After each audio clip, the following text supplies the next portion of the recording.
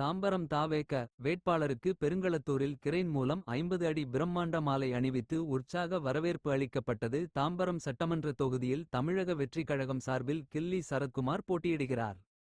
இவர் கடந்த 2 வாரமாக தீவிர பிரச்சாரத்தில் ஈடுபட்டு வரும் நிலையில் பெருங்களத்தூர் பகுதியில் இன்று திறந்தவெளி ஜீப் மூலம் தேர்தல் பரப்புரையில் ஈடுபட்டார். அந்த வகையில் பெருங்களத்தூர் 57வது வார்டுக்கு உட்பட்ட பொன்னியம்மன் கோவில், குண்டுமேடு, பாலாஜி நகர் உள்ளிட்ட பல்வேறு இடங்களில் வீதி வீதியாக சென்று பொதுமக்களை சந்தித்து விசில் சின்னத்துக்கு ஆதரவு திரட்டினார்.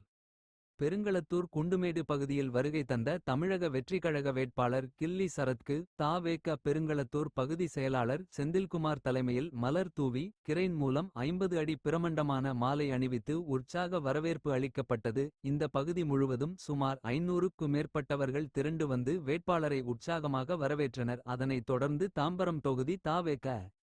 வேட்பாளர் கில்லி சரத்குமார் விசில் சின்னத்திற்கு ஆதரவு திரட்டி பேசும்போது, இந்த பகுதி மக்களின் அடிப்படை பிரச்சினையான சாலைகள் அமைத்தல், குடிநீர், வீட்டு பிரச்சினைகளை வெற்றி பெற்றதும் உடனடியாக செய்தி தருவேன் என்றும், அதேபோல் இந்த பகுதி மக்களின் நீண்ட நாள் கோரிக்கையான பட்டா வழங்குவது தொடர்பாக உரிய நடவடிக்கை எடுத்து பட்டா வழங்க ஏற்பாடு செய்வேன் என்று வாக்குறுதி அளித்தார்.